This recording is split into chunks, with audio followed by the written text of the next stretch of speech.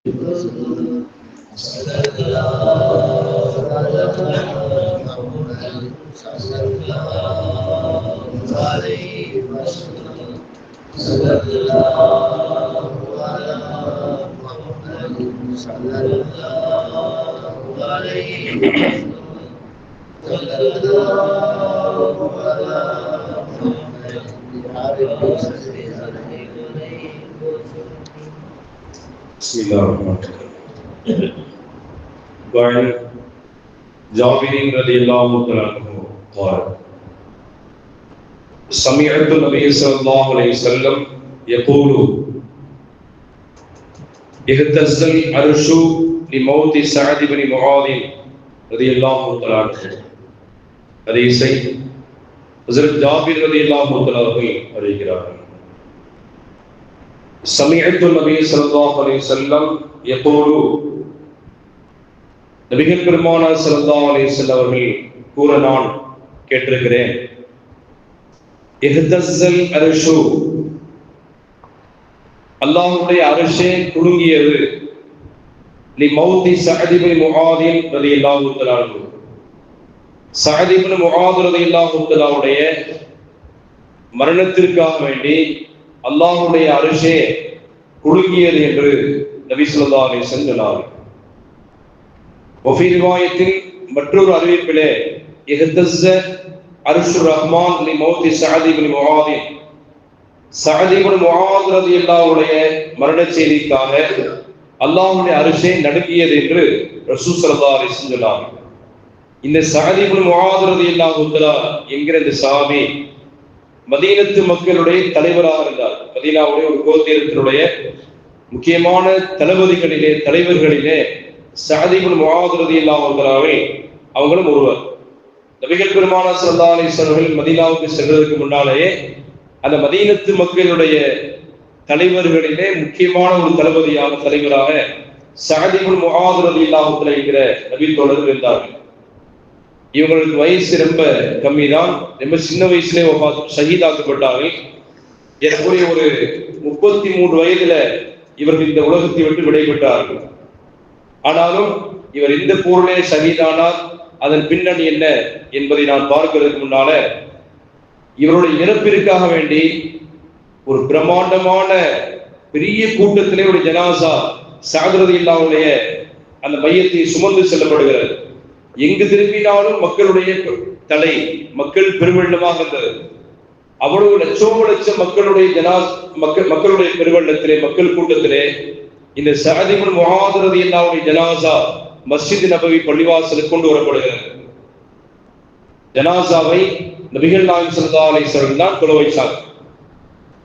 தொழ வைத்த பின்னாலே ஹதீஸில் இருக்கிறது, ஹதர லி மௌதிஹி, இவருடைய மையத்திலே கலந்து கொண்டார்கள் 70 மினல் மலாயிகத்தி, 70 அல்ஃபம் மினல் மலாயிகத்தி, 70,000 மலக்குகள் இவருடைய ஜனாசா தொழுகையில் கலந்துகிட்டார். ரசூல் ஸல்லல்லாஹு அலைஹி வஸல்லம் சொன்னார்கள், இந்த சஅத் இப்னு முஆத் ரலியல்லாஹு தஆலா எப்பேற்பட்ட உயர்வான மனிதர் என்று சொன்னால் 70,000 மலக்குகள் இவருடைய ஜனாசா தொழுகையில் கலந்துகிட்டார். நபி ஸல்லல்லாஹு அலைஹி வஸல்லம் சொன்னார்கள், இந்த ஒரு ஜனாசாவுல 40 மனிதர்கள் ஒன்று கூடி ஒரு மையத்துக்காக வேண்டி அவருடைய விடைவோருக்கு தேடுறாங்களோ அவருடைய பாவத்தை எல்லாம் மன்னிக்கிறான் என்று ஸல்லல்லாஹு அலைஹி வஸல்லம். ஒரு ஜனாசா இருக்கிறது, அந்த ஜனாசாவிலே ஊர் மக்கள்ல எல்லாரும் வராட்டியும் கூட ஒரு 40 நபர்களாவது அவர்களுக்கு நான் சாட்சி சொல்லுகிறேன். ஜனாசா தொழுகிற நோக்கம் என்னன்னு சொன்னால், யா அல்லாஹ் இவருடைய பிழையை நீ பொறுப்பாயாக, இவர் நல்ல மனிதர் என்பதற்கு நாங்கள் எல்லாம் சாட்சியாளர்களாக இருக்கிறோம் என்பதற்கான அடையாளம் தான் ஜனாசா தொழுகையில் கலந்து கொள்வது என்பது. எனவே ஊர் மக்கள்ல எல்லோரும் வந்து கலந்து கொள்ளலாம், அவருடைய பிழை பொறுக்க தேடுவது என்பது நம் மீது கடமைதான். ஆனால் யாருமே வராத ஒரு ஜனாசா என்று சொன்னால் அது கேள்விக்குறியான ஒரு மையத்தா போயிடும். எனவேதான் கூடுமான வரைக்கும் மையத்து தொழுகையில் கலந்து கொள்ள வேண்டும். நபி ஸல்லல்லாஹு அலைஹி வஸல்லம் 40 நபர்களாக இல்லாவிட்டால் கூட, அல்லது மக்கள் கொஞ்சம் குறைவாக இருந்தாலும் 3 சஃப் அளவு நில்லுங்க என்று ரசூல் ஸல்லல்லாஹு அலைஹி வஸல்லம் 1, 2, 3 சஃப்புகளாக அதை அமைத்துக் கொள்ள வேண்டும். எந்த மையத்தில 3 சஃப்பளவுக்கு நின்று அந்த மையத்துக்காக வேண்டி ஜனாசா தொழ வைக்கப்படுகிறதோ அப்படிப்பட்ட அந்த ஜனாசாவை அல்லாஹ் மன்னிக்கிறான் என்று நபிகள் நாயகம் ஸல்லல்லாஹு அலைஹி வஸல்லம். எனவே அந்த அடிப்படையிலே இந்த சஅத் இப்னு முஆத் ரலியல்லாஹு ஜனாசாவிலே 40,000 மலாயிக்கத்துமார்கள் மலக்குகள் வந்து இவருடைய ஜனாசா தொழுகையில கலந்து கொண்டார்கள் என்று ரசூல் ஸல்லல்லாஹு அலைஹி சொன்னார்கள். அதே போன்று பெருமானார் ஸல்லல்லாஹு அலைஹி வஸல்லம் ஜனாசா தொழுகை வச்சுட்டு இவருடைய மையத்தை குழிக்குள்ளாலே, அந்த கபரு குழிக்குள்ளாலே எடுக்கப்படுகிறது. திடீரென்று ரசூல் ஸல்லல்லாஹு அலைஹி வஸல்லம் பெருமானார் சுப்ஹானல்லாஹ் என்று சொல்ல ஆரம்பிச்சார். சுப்ஹானல்லாஹ் சுப்ஹானல்லாஹ் என்று, அல்லாஹ் பரிசுத்தமானவன் என்ற இந்த திக்ரை ரசூல் ஸல்லல்லாஹு அலைஹி வஸல்லம் சொன்னார்கள். சஹாபாக்களாகி நாங்கள் எங்களுக்கு ஒன்றுமே புரியாமல், இதற்கு முன்னால் பெருமானார் அப்படி சொன்னது இல்லை. இவருடைய ஜனாசாவுக்கு மட்டும் நபி ஸல்லல்லாஹு அலைஹி வஸல்லம் சுப்ஹானல்லாஹ் என்கிற வார்த்தையை பயன்படுத்தினார்கள். நாங்களும் சுப்ஹானல்லாஹ் என்று சொன்னோம்.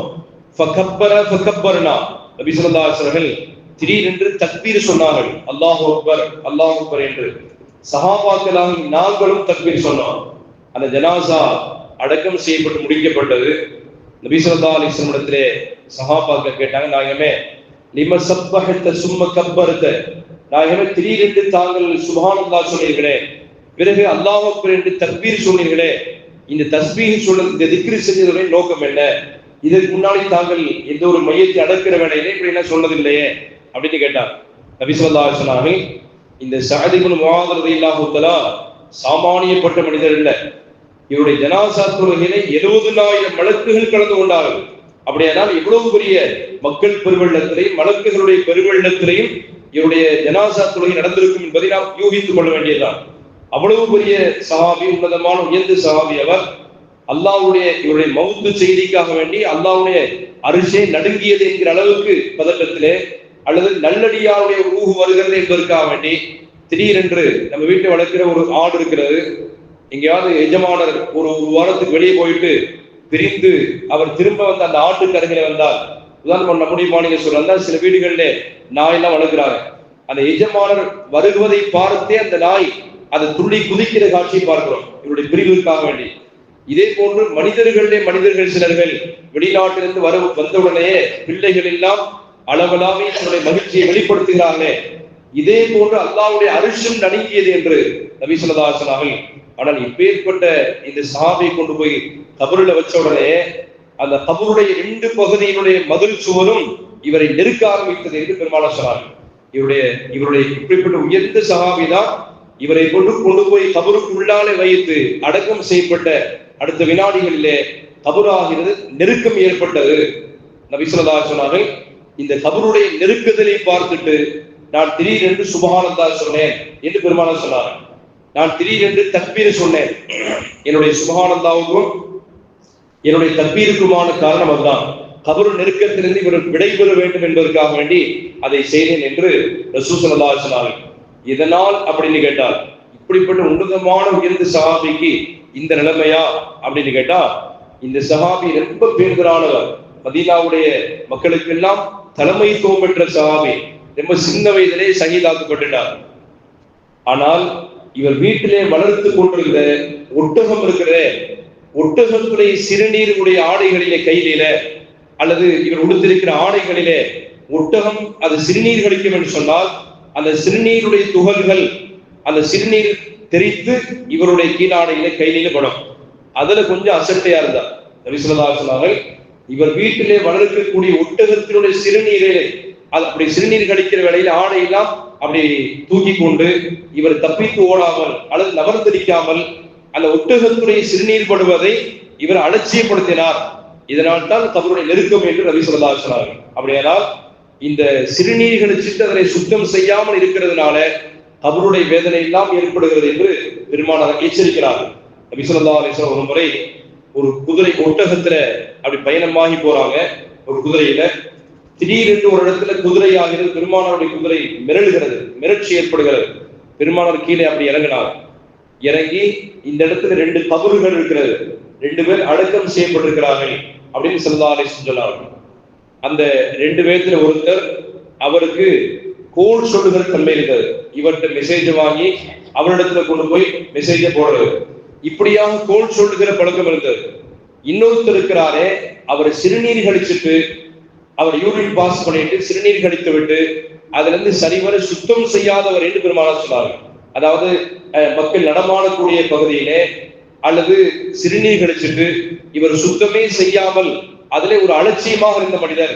எனவே இந்த 2 பேருக்கும் அதன் காரணமாகத்தான் இந்த கபருடைய வேதனை ஏற்பட்டிருக்கிறது என்று ரசூல் ஸல்லல்லாஹு அலைஹி வஸல்லம் சொல்லிவிட்டு ஒரு பச்சையான பேரிச்சம்பழ மட்டையை பிளந்து பெருமானார் 2 கபருடையும் 2 மண்ணறையிலையும் நட்டு வைத்தார்கள்.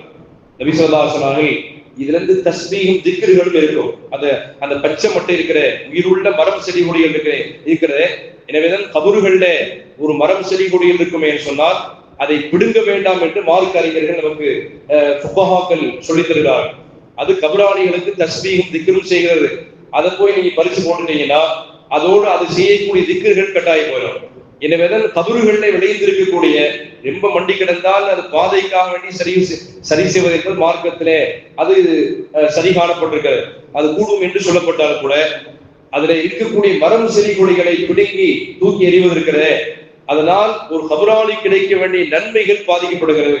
எனவே இந்த திக்ருகளை கொண்டு நபி ஸல்லல்லாஹு அலைஹி வஸல்லம் மாலம் எய்பசா, இந்த மரம் அது காய்ந்து போகாமல் இருக்கிற வரைக்கும், அது பசுமையாக இருக்கிற வரைக்கும் அதிலிருந்து பெறப்படுகிற திக்ருகளை கொண்டு அந்த கபராளிகளுடைய வேதனைகள் குறைக்கப்படுகிறது என்று நபி ஸல்லல்லாஹு அலைஹி வஸல்லம் பெருமானார் அந்த 2 கபராளிகளை மன்னரை வாசிகளை பற்றி என்ன ரிப்போர்ட் சொன்னாங்களோ, இவர் மீது இந்த 2 பேரும் அப்படித்தான் அடக்கப்பட்டாங்களா, அவருடைய தன்மைகள் அதுதானா என்று மற்ற சஹாபாக்கள் போய் ரிப்போர்ட் எடுத்தாங்க. இவர் எந்த சஹாபி என்று அட்ரஸ் எல்லாம் தேடி போய் குறிப்பிட்ட ஒரு சஹாபியுடைய வீட்டுல கேட்ட பொழுது, ஆமா அவர் சிறுநீர் கழிச்சிட்டு சுத்தம் செய்வதிலே அலட்சியமா இருந்தார் என்று அந்த குடும்பத்தில் உள்ளவர்கள் சொன்னாங்க. இன்னொரு வீட்டை சென்று தேடி அடைந்த பின்னாலே இவர் இப்படித்தான் கோல் சொல்லிக் கொண்டே தெரிந்தார் என்றெல்லாம் ரிப்போர்ட் எடுக்கப்பட்டது. பெருமானார் எந்த விஷயத்தை சொன்னார்களோ இந்த 2 சஹாபாக்களுக்கும் அதனால்தான் அந்த 2 மனிதருக்கும் கபருடைய வேதனை என்று பெருமானார் ஸல்லல்லாஹு அலைஹி சொன்னாங்களே, அதிலே ஒருத்தர் சிறுநீர் விஷயத்தில் சுத்தமா இல்லை என்று நாயகம் ஸல்லல்லாஹு அலைஹி வஸல்லம் சொல்கிறார். பெருமானார் சொன்னார்கள், இத்தகில் ஆனையே, சாபத்திற்குரிய 2 விஷயத்திலிருந்து நீங்கள் தவிர்த்து கொள்ளுங்கள் என்று பெருமானார் சொன்னார்கள். ஒன்று, மக்கள் ரொம்ப வழிபோக்குகளா இருக்கிறாங்க. அந்த காலத்துல ரொம்ப தூரம் நடந்து போய் ஏதாவது ஒரு மரம் செடி கொடி மரத்தினுடைய நிழலுக்கிலானே சற்று ஓய்வெடுத்து விட்டு செல்லலாம் என்று அந்த மரத்தினுடைய நிழலுக்கிலானே உட்கார்வதற்காக முற்படுகிற வேளையிலே அப்படிப்பட்ட மரத்தின் நிழலுக்கீழானே சிலர்கள் போய் மலஜலம் கழிச்சு வச்சுட்டாங்கன்னு சொன்னா அதுல யாரும் பயன்பெற முடியாது. அந்த மரத்தின் நிழலடியை யாரும் பயன்படுத்த இயலாது. அவங்க சபிப்பார்கள், ஒரு கழிச்சல்லவோ இந்த மாதிரி இங்க வந்து இந்த காரியத்தை பண்ணி வச்சிருக்கானே என்று சொல்லுவதற்கு உண்டான வார்த்தை அது ஏற்பட்டு போயிடும். எனவே நபி ஸல்லல்லாஹு அலைஹி வஸல்லம் சாபத்திற்குரிய அப்படிப்பட்ட விஷயத்தை நீங்க தவிர்த்து கொள்ளுங்கள். மக்கள் நடமாடக்கூடிய வழிகளிலே நீங்கள் மலஜலம் கழிக்க வேண்டாம் என்றெல்லாம் நபிகள் நாயகம் ஸல்லல்லாஹு அலைஹி வஸல்லம் எச்சரிக்கிறார். எனவே சிறுநீர் விஷயத்திலே கொஞ்சம் பேணுதல் இல்லாத நிலையிலே இருந்தால் கூட அல்லாஹ்வுடைய அரிஷும் நடுங்கிய 70,000 மலக்குகள் கலந்து கொண்ட இப்படிப்பட்ட உன்னதமான உயர்ந்த சஹாபியுடைய அடக்க ஸ்தலத்திலே பெருமானார் சொன்னார்கள், சிறுநீர் விஷயத்திலே அவர் பேணுதலாக இல்லாத காரணத்தினாலே அந்த கபருடைய நெருக்கம் வேதனை ஏற்பட்டது என்றெல்லாம் பெருமானார் ஸல்லல்லாஹு அலைஹி சொன்னார்கள். இப்படிப்பட்ட உன்னதமான உயர்ந்த சஹாபி பிற்காலத்திலே ரசூல் ஸல்லல்லாஹு அலைஹி வஸல்லம் முன்னோடியாக அந்த மதீனத்து மக்களுக்கெல்லாம் மிகச்சிறந்த தளபதியாக விளங்கிய அந்த சஹாபியினுடைய வாழ்க்கையிலே இவ்வளவு நல்ல விஷயங்கள் இருக்கிறது. அவைகளை நாம் பின்பற்றி நடக்கிற நர்பாகியத்தை அல்லாஹ் நமக்கு வழங்கிடுவானாக. வாஹிரு துஆ அல்ஹம்துலில்லாஹ். சுப்ஹானல்லாஹ்.